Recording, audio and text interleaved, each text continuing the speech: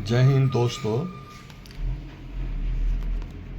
हमारे wild life protection act 1972 के मुताबिक कोई भी व्यक्ति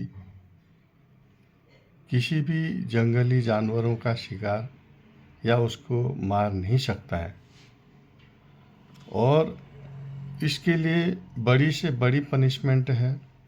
हर एनिमल जानवर जो है उसके खूंखार और उसके इम्पोर्ट उसके कि स्तर को देख करके शेड्यूल में रखा गया है। शेड्यूल मतलब लिस्ट 1, 2, 3, 4 4 शेड्यूल में। तो कभी कभी ऐसा हो जाता है, कई जानवर खूंखार हो जाते हैं और आदमखोर हो जाते हैं, तो उनको जो है मारने का परमिशन सरकार देती है। परमिशन देती है जैसे यहाँ से मतलब इसको चीफ वाइल्ड लाइफ वार्डन कहते हैं, जो कि एक वन्य जीव के सबसे बड़े अधिकारी होते हैं। वो उनको सूचित किया जाता है कि ये आदमखोर हो चुका है और कई मतलब लोगों को मार चुका है, तो वो इसको जो है एलिमिनेट यानी कि इसको ख़त्म करना ज़रूरी है।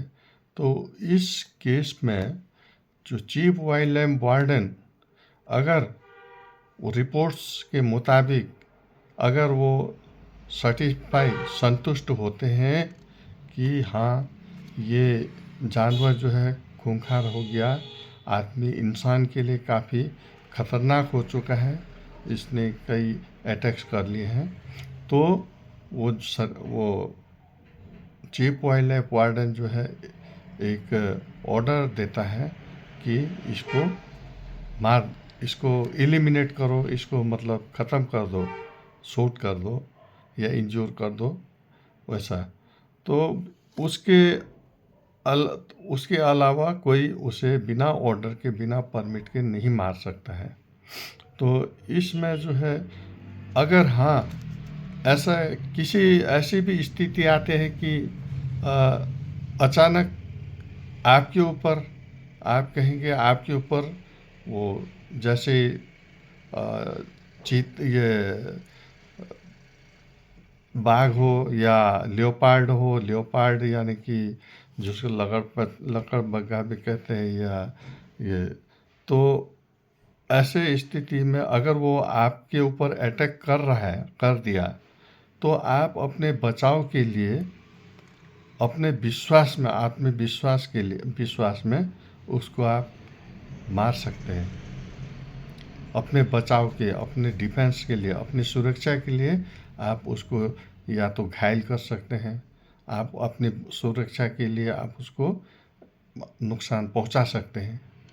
तो और अगर वो उस बीच में अगर उसको मर गया, तो उसका जो कारकस मतलब जो उसके डेड बॉडी वो जो है आपको नहीं लाना है अपने, वो जो है सरकार की प्रॉपर्टी होती है, उसको जो है इमीडिएट मतलब फॉरेस्ट डिपार्टमेंट को उसको सूचना दे करके उसको हैंड ओवर करना पड़ता है।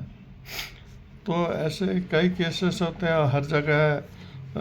नेशनल पार्क या वाइल्ड लाइफ सेंचुरी तो नहीं होती हैं, तो जहाँ जहाँ पर वाइल्ड लाइफ सेंचुरी होती है तो या नेशनल पार्क होते हैं, जैसे जिम कॉर्बेट नेशनल पार्क है या काजीरंगा नेशनल पार्क है, तो वहाँ पर ऐसा होता है उसके जो सेंचुरी या नेशनल पार्क के सर्कमफेरेंस या मतलब उसके किनारे में जितने भी लोकेलिटीज़ है, वो रहने वाले जीवन व्यापन करने वाले लोग जो भी हैं, उनको सरकार की तरफ से हमेशा कुछ न कुछ उनको सहायता दी जाती है। सहायता इस तौर पर दी जाती है कि वो मतलब वाइल्ड लाइफ का शिकार न करें, एक इन्फॉर्मेंट सूचना सरकार को समय समय पर सूचना दें।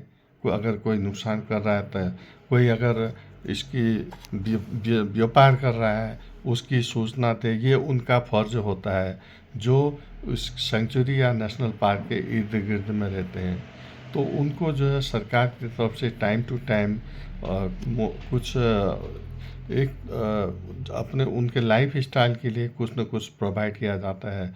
जैसे गर्मी हो गई है तो उनको मॉस्किटो नेट दिया जाता है या वाटर फिल्टर दिया जाता है ताज़ा शुद्ध पानी पीने के लिए, या उनको टॉर्च दी जाती है, या उनको कभी लाइट्स वगैरह दी जाती है अगर उनके पास लाइट्स नहीं है।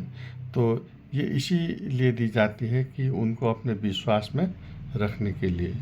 तो इसीलिए जो है wild life park, wild life national park या वाइल्ड लाइफ सेंचुरीज अगर रहती हैं तो अच्छा होता है। उससे काफ़ी कुछ सुविधाएं भी मिलती हैं और उनके लिए अलग से मतलब वन्यजीव अधिकारी और ऑफिसर सब रहते हैं ताकि उनको टाइम टू टाइम मॉनिटर हो सके।